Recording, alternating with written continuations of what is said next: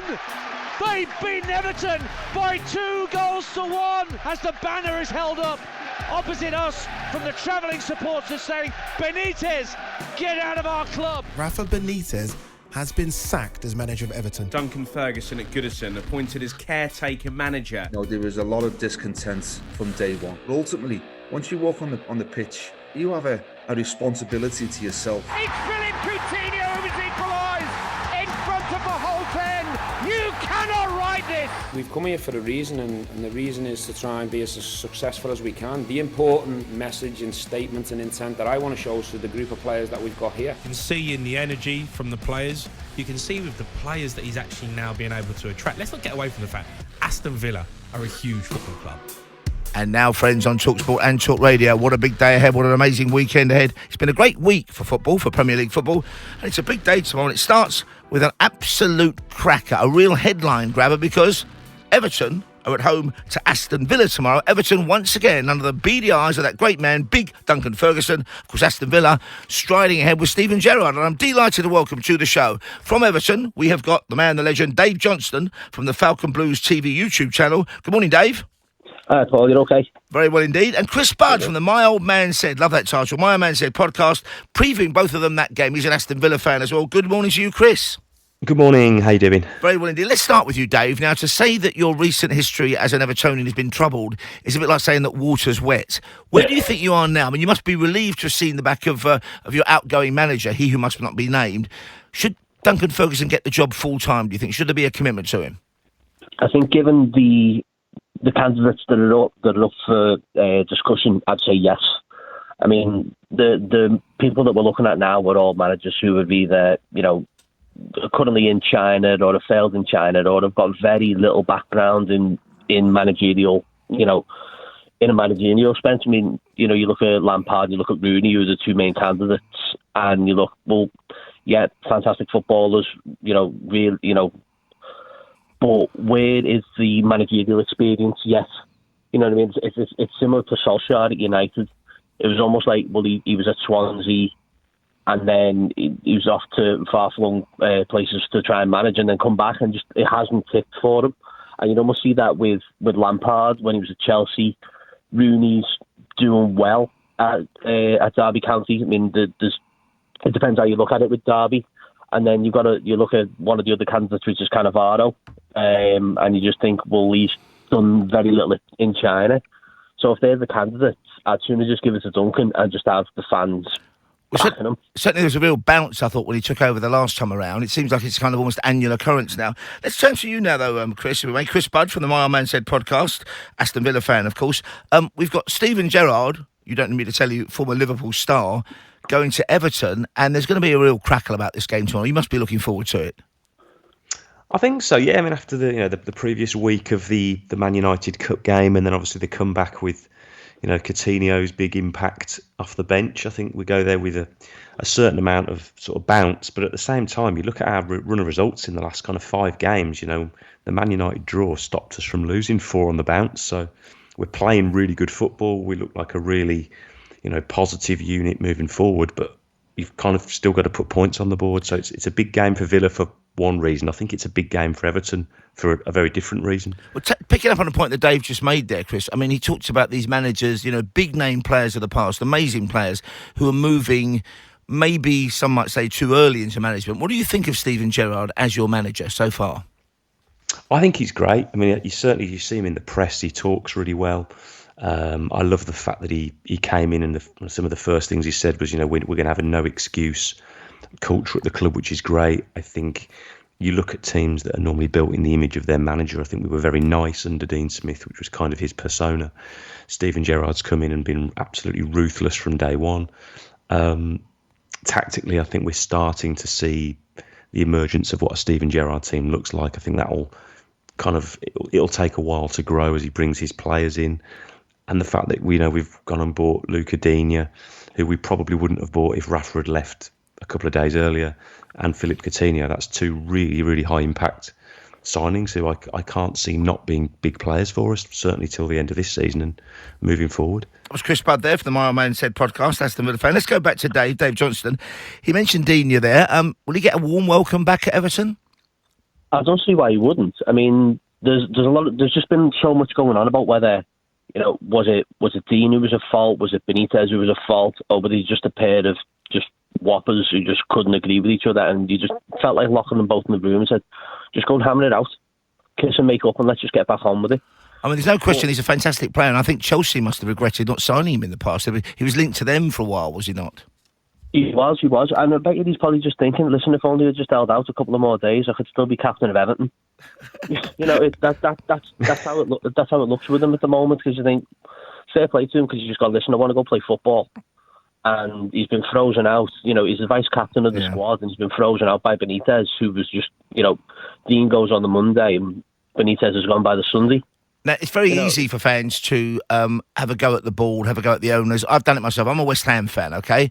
And for 3 or 4 seasons, maybe certainly when Pellegrini was appointed, I was talking about the three stooges who ran West Ham. I was moaning about David Sullivan and moaning about Gold and moaning about Karen Brady. And suddenly we start winning, and for a while we were even top 4, and they're geniuses. Where do you think Everton are at, though, and what do Everton fans think of what's happened in recent years? Because certainly, hindsight is perfect vision. The Benitez appointment, a disaster. Nobody can understand that one. But overall, what do you think of where you are now? And what, if the owner's listening, what would you say to him? Have a word with the fans. Listen to the fans. I think it's gone on for too long where he's going out to the likes of Jim White on Talksport as well and saying, listen, here's my text message, read that out. I'm going back to my yacht and not really giving a care in the world. I think what it is with Everton, there just needs to be a complete clean sweep. And in some cases, the way people feel, that goes for the owner as well at times. I mean, I'm not speaking for everyone, but a lot of the people are saying now, there's got to be ground-shaking movements. Everything has got to clear out. That includes the likes of, Bill Kenwright, to, David Unsworth in the under-23s, to Denise Barrett-Baxendale, who's CEO, that kind of thing. All these things have got to change for Everton to get out of this stagnation that they're sitting in. I must say, I feel like, and I'm probably the oldest man working on Talksport and Talk Radio, but I feel like we're going through a kind of quiet revolution almost on the age front, Chris, because we're seeing big changes. And I think at the moment, the likes of Derby and then Chelsea with Frank Lampard, and certainly your move, Aston Villa with Steven Gerrard, maybe you're kind of quietly pushing forward into the next generation of big managers and a new type of football management, in fact. I think so. I mean, just to touch on Everton, it's strange because how two sides who've always been quite similar have changed in the space of maybe a year. Everton at the moment remind me of where Villa were under sort of Paul Lambert and the end of the sort of the Randy Lerner tenure, where you just thought... I was going to say, Chris, that's exactly how I feel, and that's the kind of feel that's how I see it. It's very much... I think Everton are probably fortunate that they're not falling as fast as we did, but ours was a very slow, steady decline, and I think Everton do need to watch that because we showed everyone, you're not too big to get into trouble, and I think while you've got good players, I don't think they'll be in trouble this year at all, but it's year on, year out, not going anywhere. Eventually, the plateau goes downward unless you either spend big money or you make big decisions, or new ownership comes in, and with the new stadium looming over them, you don't quite know where they're going on the football side of the business. It's very ambitious off it, but you can have a big shiny stadium and not be going anywhere. You look at when West Ham first moved to theirs, or when Spurs moved to theirs, it's kind of, it's difficult. But I think in terms of Steven Gerrard and those guys, I think you're right. They're forging a new path, much more contemporary. The traditional sort of your Allardyces and managers like that. I think they've been pushed, well out of the game. I was going to ask you both about that, but I'll start that with you, if I may, Chris, because it seems to me that kind of constant struggling, and West Ham had it for seasons. I'm not going to keep mentioning my team, but you know where I'm going with this one. Aston Villa have certainly had it recently, as we all know, at times controversially. When your fight isn't for success but is for survival, it kind of crushes and koshes expectations. And the team that's fascinated me this season has been Crystal Palace, because Roy Hodgson, undoubtedly a great manager, but undoubtedly also an old school kind of manager. Survival was success for him. Suddenly in comes Patrick Vieira, and you get the sense of and it's not new manager bouncer, like you get the sense of, no, this bloke is thinking, we can do anything we put our minds to if we are prepared to actually work. You know what I mean? The kind of dedication and focus. And that's what I kind of meant when I said maybe we're going through a kind of watershed moment. Some of the success stories we've seen, I mean, you know, the renaissance of Leicester, for example, they're amazing achievements. Brentford this season, now I know that may be first season kind of energy, that kind of things. I wonder whether we are moving towards a different kind of football. And I wonder for you, Chris, what will be a successful season for Aston Villa this season? I think with the the transition away from the Dean Smith and Jack Grealish sort of Roy the Rovers story of the two Brummie lads and the business we've done, the players we've bought, I think we've got to be looking at top 10 minimum at the start of the season. I think with the money we spent, we sort of said anywhere 8th, 9th or 10th is progress. I think anything beyond that would have been unrealistic. And I look at the table now, I just think there's too many teams who've got a sort of a run on us. Certainly, I think we just want to go into next season with the momentum, similar to sort of when Martin O'Neill first joined, where everyone around the league can sort of see us coming in the rearview mirror going, all right, Villa are coming next year and they're going to be strong. Because that's sort of how it feels. And without being patronising at all, I mean, is there a sense in which you regard your side, Aston Villa, as like as a sleeping giant? I mean, they are. You know, historically they are. The infrastructure's there. You know, they've just built. You know, we've got probably the best academy. You know, we won the Youth Cup last year. Some of the young players coming through. Our owners are. I think, if I'm right in saying, they're the 4th or the 5th richest owners in the league. Yeah. Which goes completely under the radar with the Saudis and teams that are owned by countries. But these guys have spent big. They're ambitious. They're about to spend money on the stadium. They've rebuilt the training ground. You know, they're not. And these guys. This is a guy in Edens who transformed the Milwaukee Bucks from bottom of the table in the NBA to winning the whole thing. You know, this is an ambitious guy who's not used to losing, so he'll do what he has to do. And I think you saw with the Dean Smith situation and with Steve Bruce a few years ago, these guys are ruthless. They want to win. Yeah. Same question to you, Dave, then, really, on that front. Talking to Dave Johnston from the Falcon Blues TV YouTube channel. What will be a successful season for Everton? And please don't say just surviving in the Premier League, because you're better than that, Dave, aren't you? You're more optimistic than that. We are. I mean, we're looking at the same team with a couple of additions that was, around this time, December, January last year, was, second and third in the league. So we're not a bad side. We're not a bad team. We're just in a rut where, as you were saying, with, these managerial changes and, the new up and coming managers, we've ended up with Benitez, who is now falling into that category of, Allardyce, and Roy Hodgson and the like. And my mob recruiting Pellegrini, getting him out of retirement in China. I mean, the attraction of a surname that ends with a vowel, they've got to put, or a Z, has got to be put a stop to, I think. Yeah.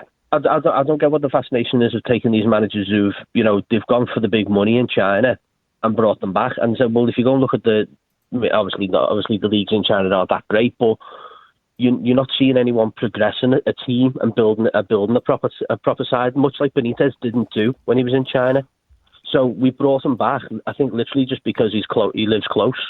Yeah. The whole thing about saying, "Oh, I know the city" and stuff like that. So do I, mate. You're the Everton manager.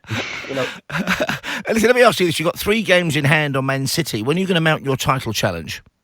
It shouldn't take too long. We'll give Duncan the next couple of games, and then see who comes in after that.